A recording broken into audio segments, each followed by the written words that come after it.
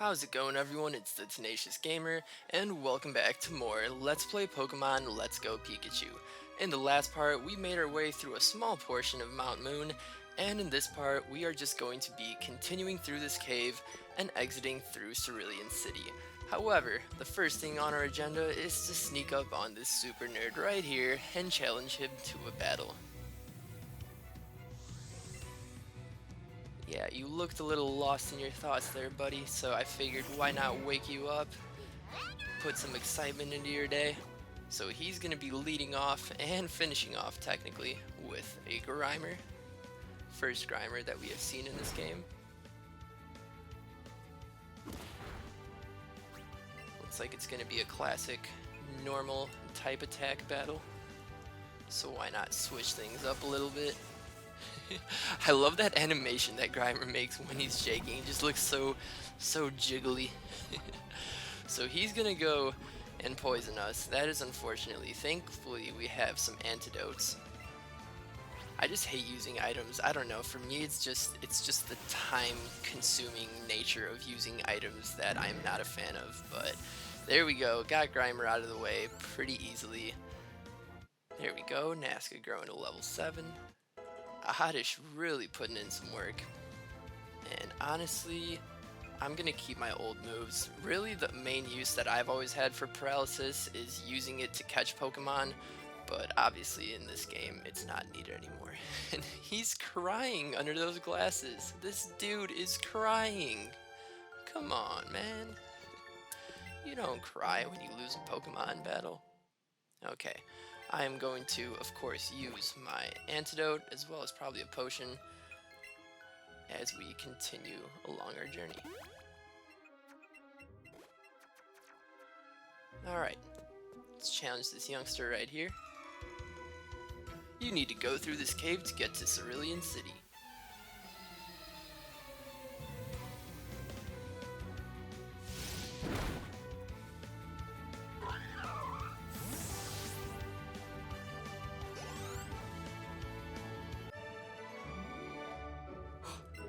You just blew my mind, Robbie. Who would have thought that this cave leads to Cerulean City? Okay, so I am going to take this route, and what do we have here, Pikachu? I see your tail wagging. Your tail does not normally wag like that. Look at that. It's excited. Oh, does it just see this item and it's excited? Wow. Wow, faked me out, didn't you? Okay. Well, we can just keep going. I'm still gonna be checking the craters. Don't mind me. Oh, there we go. There we go, a bag of Stardust. So yeah, moonstones aren't the only thing that you can find in those craters. However, they are the most valuable.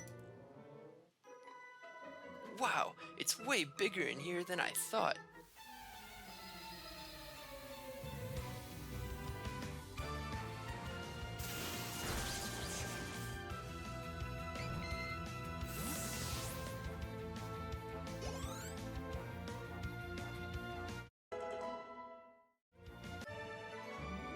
So as I was facing Miriam's Clefairy right here, I always seem to forget that Clefairy is now a fairy type. Yeah, some things just stay ingrained with you forever. I mean, I've been playing Pokemon for 10 plus years, so in my mind, Clefairy is still a normal type, even though it does make more sense as a fairy type.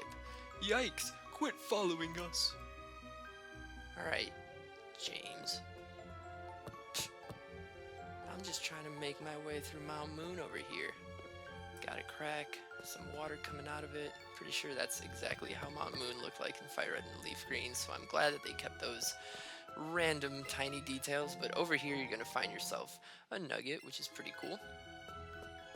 Some Paris around here. I don't think there's items like in these rocks as there normally is in Pokemon games. There might be in some areas, however I don't think that that's like a standard feature as it is in the handheld Pokemon games. So we are going to be seeing this section from above a little bit later once we make our way out of here, of course. I'm just trying to chill for a little bit, trying to see if any rare Pokemon appear, but I guess not. I guess they're being a little shy for the moment, which is totally fine. We got a lot more ground to cover. And so, let's go ahead and see what this youngster wants. Did you come to explore the cave too? Why, I kind of did. I came to make my way through the cave. Exploring it is just a byproduct of my actions. Anyway, Josh over here has a sand shrew of his own.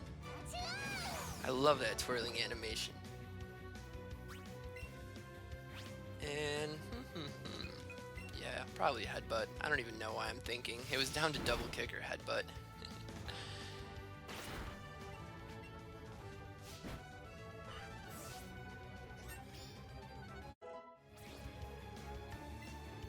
Thunder Wave, like I said, paralysis is really not the most useful in this game per se, unless you're using it against like a gym leader or an Elite Four member, which at that point will have much better moves anyway that we won't really be needing, you know, a paralysis specific move. But this hiker, I'm pretty sure he always wants battle. Yup, we're just gonna go ahead and give it to him. Whoa, you surprised me. Oh, you're just a kid?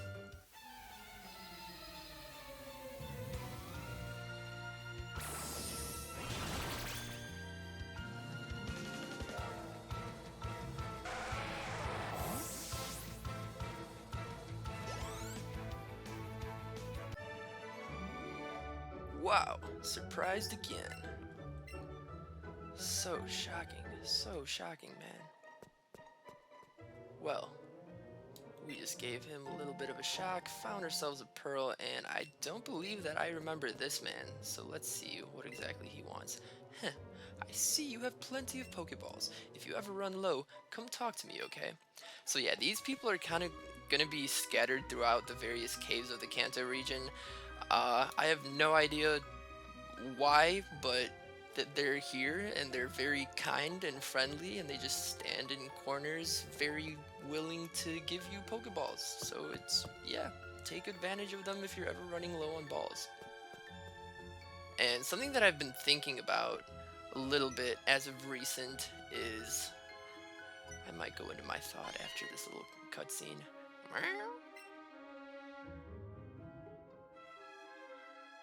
We all know that this game is pretty much a remake of Pokemon Yellow. Yeah, I don't think it's a direct remake of like Red, Blue, or Fire Red and Leaf Green. I'm pretty sure it's supposed to be a direct remake of Pokemon Yellow in the terms that, you know, Pikachu is your starter, follows you around and stuff like that. And I'm honestly just curious who out of my viewers has played Pokemon Yellow, because I'm pretty sure that my main demographic is kids between the age of like 10 and 23, probably my age, which puts a lot of us out of the range of even playing Pokemon Yellow. So I'm just curious as to who has, you know, if you're up for it, leave me a comment, let me know, like, no, I haven't played Pokemon Yellow, I started with this game, or be like, yeah, I played Pokemon Yellow. Because Pokemon Yellow wasn't among one of the first games I played. My first Pokemon game that I ever played was Pokemon Fire Red. It wasn't my first game that I owned. My first game that I owned was Pokemon Emerald. And that is the game that, you know, I maxed out 999 hours on. You know, that game became my life for a few years. But then when I was in school, I think this was like 5th grade in Spanish class, we would run this mercado, meaning it was a little marketplace that we would come in and each one of us would bring our own crafts and little trinkets that we made, and using the words that we were learning in Spanish class at the time, we would barter with people and trade our various, you know, artsy stuff and crafts. And you know, it wasn't just limited to that. You can bring in pretty much anything you wanted. You could make it into kind of a garage sale if you wanted to. I remember I made bookmarks. A lot of people ended up making bookmarks.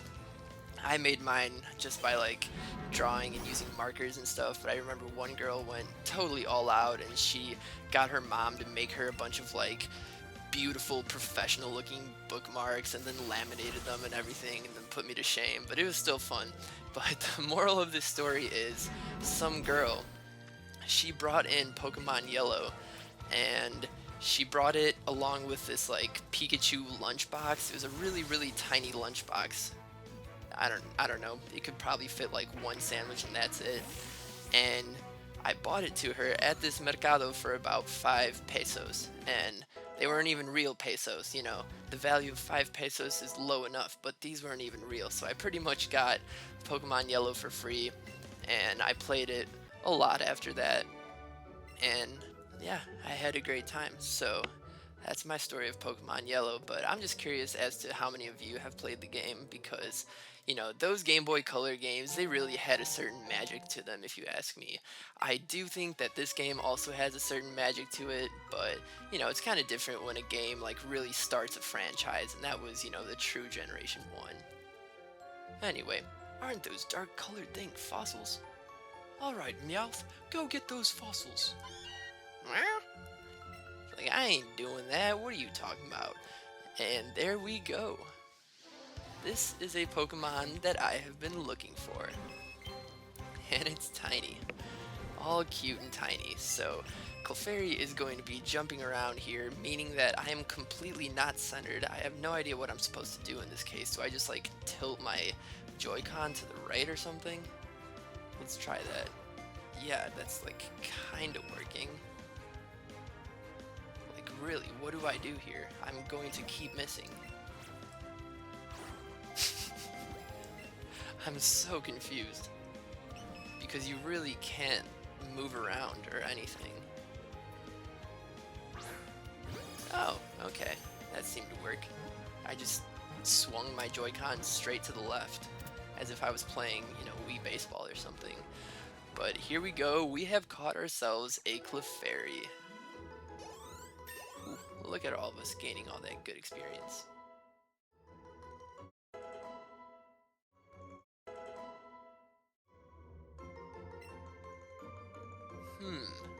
This is a tough one. I honestly think I'm going to forget something to learn Sleep Powder. We already have Poison Powder. Growth is a good move, but I'm not even going to be keeping Oddish around that long, so I might as well just teach it Sleep Powder to get some use out of it for some of the gym leaders.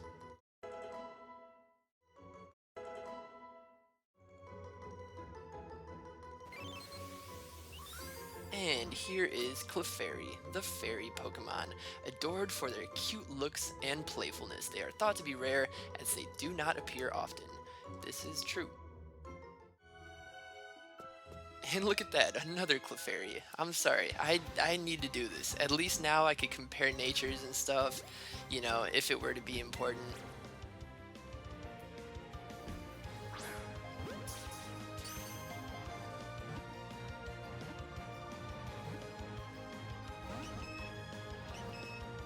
Always after 3. It's so annoying. Okay. Come on. Maybe you like Premier Balls, honestly. Maybe that's just it. Maybe you're just too fancy for us.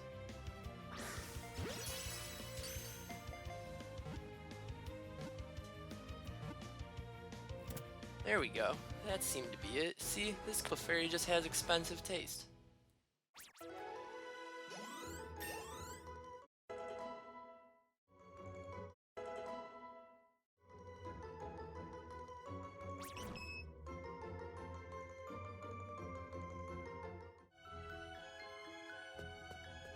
Okay, let's go ahead and take a look at our wonderful 2 Clefairies that we just caught.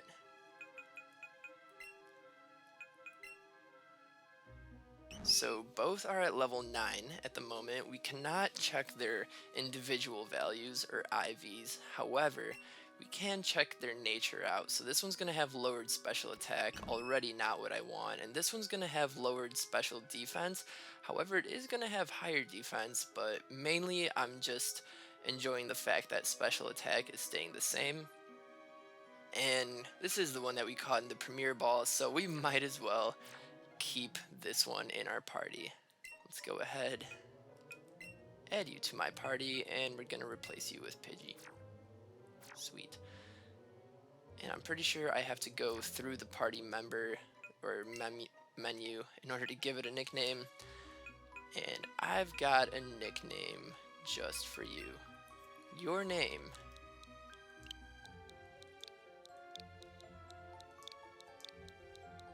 is going to be Astra. And why Astra? Well, just because Astra means of the stars, and that is essentially what Clefairy is, and I just think it's very fitting. I like these two-syllable nicknames like Nazca, Astra, I don't know, they're just fitting to Pokemon in my opinion. So say hello to our newest team member, Astra. And now we can just keep on going. How you guys doing? Quit goofing around and go already. You gonna take that, Meowth? Are you just gonna take that? I don't think so. You don't look like someone that would just take something like that. Still keeping an eye out on that tail. I'm still doing it.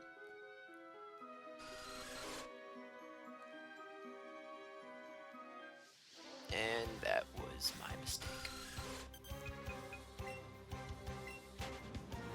So I don't want to spend the entirety of this video in Mountain Moon, even though, I mean, it's kind of inevitable since we have to keep advancing through it, but that means I'm probably going to skip through some of these last battles. Just like this one. How are you doing? Little kids shouldn't be messing around with grown-ups.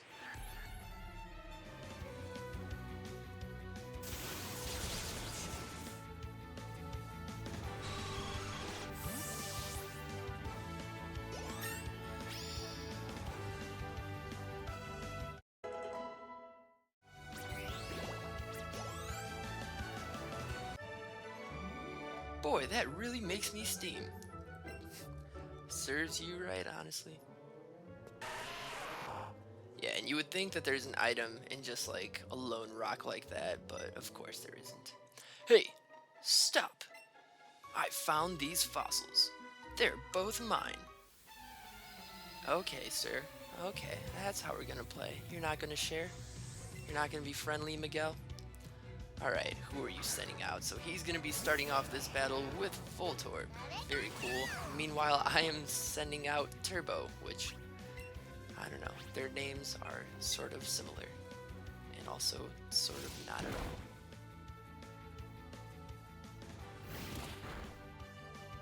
You know, you gotta give it to Game Freak for actually giving Tackle a pretty cool animation. You know, Tackle actually looks like it does serious damage, whereas in the regular like previous handheld games, Tackle was just like a little like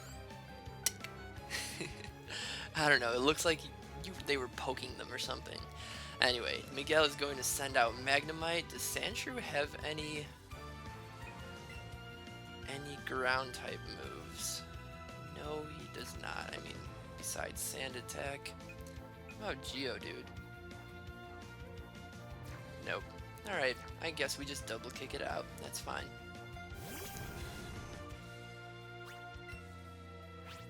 Always fine by me.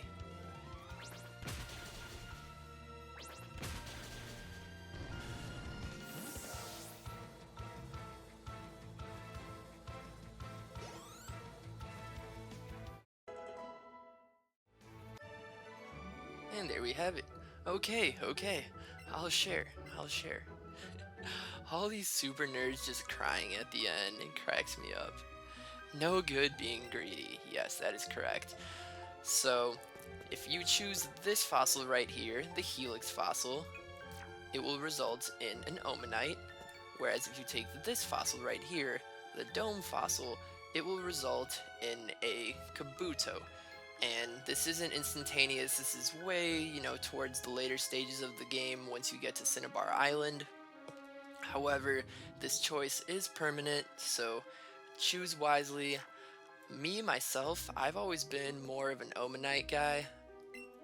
No idea why. I do really like Kabuto, Kabutops, both of them are really cool, but something about Omanite and Omastar always drew me in, and I think it's because I actually used them on my first ever Fire Red team back in the day, so I always just gotta go with the Helix fossil.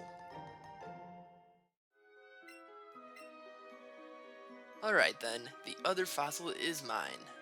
And just like that, he takes the other fossil. And we see a Clefairy right there. I'm not gonna,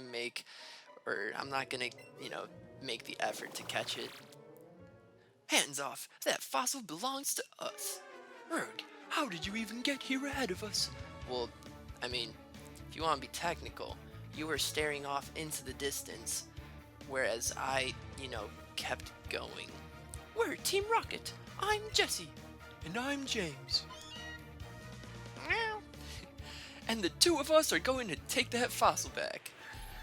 Yeah, I mean, good luck with that. Alright, here we have Jesse and James. And this is something that I really, like, seriously, I only noticed this in the last, like, 2 months. And I don't know how this went over my head for such a long time, but Jesse and James, of course, are like a play on words of the villain Jesse James. And yeah, I felt so stupid when I realized that. It wasn't even like some huge realization. It was like, oh wow, that's supposed to be extremely obvious, and I haven't noticed that. I mean, to be fair, when I was younger, I had no idea who Jesse James was, so this is like, I don't know, sort of new, but I've known who Jesse James was at least for the past like 8-9 years. Anyway, I've been going for the coughing. I feel like I should have just taken them out one by one, but yeah, I feel like just keep on using the same moves is a good strategy. Got nothing really better to do.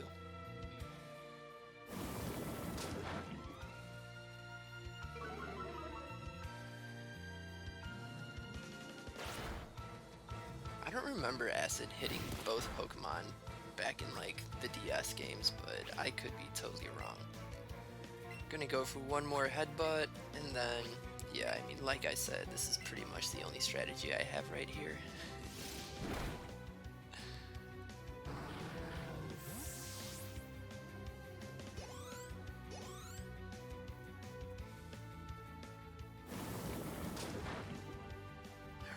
Alright, that's enough.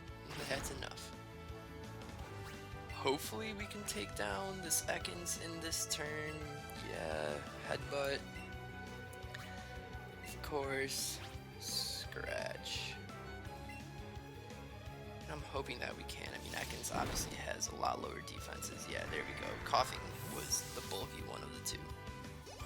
Sweet. I can't believe it. A twerp beat us. Wasn't James always the British sounding one?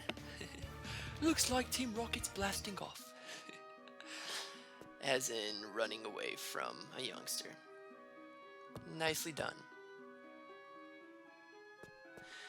And if I do recall correctly, this should be the end of Mount Moon, of course. Here we are in Route 4. So happy. Nice to get some sunshine back. And yeah, I think this is going to be where I leave off the video, just because that in itself took a good amount of time, and then we can start things off fresh over in Cerulean City and see what there is to do there. So I hope to see you guys in the next part. Thank you.